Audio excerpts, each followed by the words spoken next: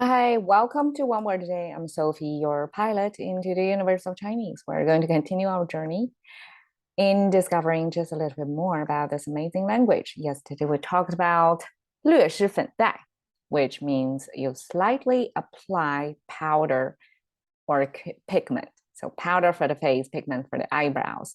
So slightly makeup face. Today, we are going to continue with 黛. Dye is that pigment that from charcoal, like a burning, a lot of burning from here. Fire, fire, fire. We have three fire symbols, which is this human figure looking thing with two sparkles over there. It's an image, like a visual image of the fire burning. And we have three fires, right? And then we have a utensil somewhere in the middle with some water or some food cooking in the middle. And we have two hands hovering over it. So it's a cooking thing. And then we have this left side of some sort of wood or log that's used in the cooking. And this process of cooking will make it charcoal.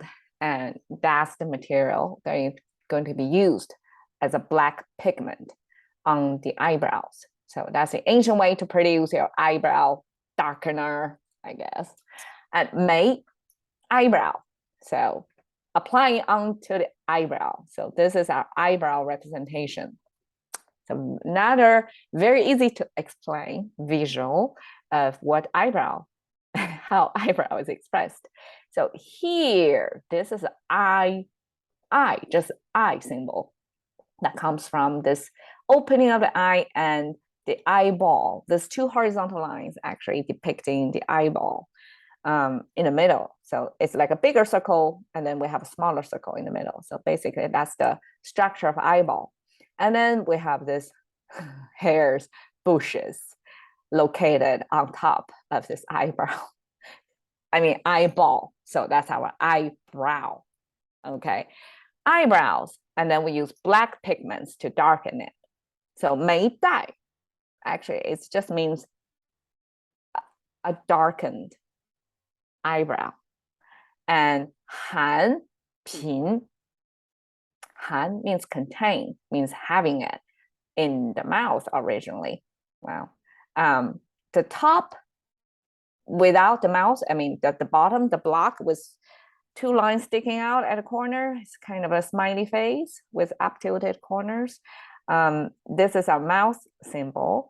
And then the top kind of like this and this, almost like a triangle on the top, right? So that's our, some people say it's like a three triangle, like a three unity of things.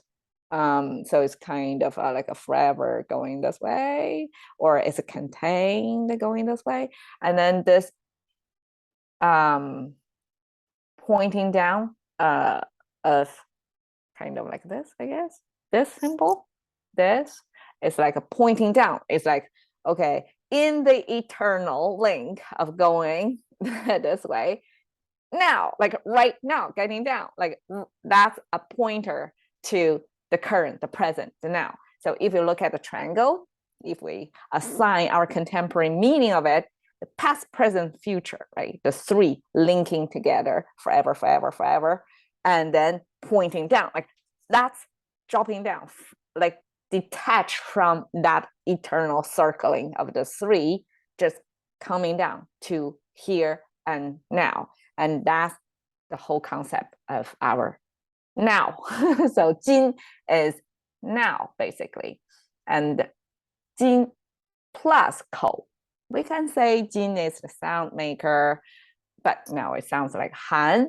I can also make up some stories about why 含 is composed by mouth and now. Because when we are chewing on things, right? Something intake, and we chew, and we gulp, disappear, no more in the mouth.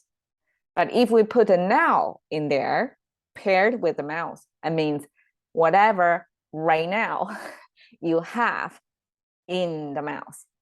So it's not going out yet. It's contained within. So that's something that you're holding inside the mouth. And of course, eventually this means contained within a space, not necessarily within the mouth. It's anywhere it can be used, simply mean contain. And okay, so here we're talking about eyebrows. This black pigmented eyebrows contain a what? A pin. Well, I have forgotten to update it. It's a frown. So pin is wrinkled up, or how to say it? Gathered. So when you have two eyebrows gathered together, that's our frowning motion, right? So when the two eyebrows are kind of creating some ridges in between, that's the action of frowning. And ancient Chinese create a super complicated word for exactly that two sides of, two eyebrows gather together, have this puckering in the middle front center of your face. Okay, I'm not even going to try to explain that, but it's too much. It's like at least four major components. This is the hand symbol. This is the food symbol, two food symbol in the middle of the water symbol. On each side of the water symbol. So this whole thing means crossing river. And then this right is the human figure, and this is zoom up view of the head of the human figure, because here is the nose portion, and this is the nose, and this shows the frame. So the space with the nose front and center, that's your face. And we have human face crossing the river, and this is a hand symbol, 3-finger hand symbol. I'm not sure what is this. This is kind of abstract symbol. So there is some mystery over there. That's our ancient, twisted, complicated, overcomplicated way to express this simple expression, just frowning. And 眉黛含颦 simply means black pigmented eyebrows are containing a little frowning over there. Okay, so while I was searching for this phrase, because in contemporary Chinese, 眉黛含颦 seldom, very rarely people use that, because frowning, the aesthetic change, frowning back then in ancient Chinese culture, aesthetically, it probably means a woman kind of trying to express her view, her opinion, but she is not allowed to speak out at all. So she got to paint, like express her inner feeling with just a little bit of expressions, facial expressions between two eyebrows.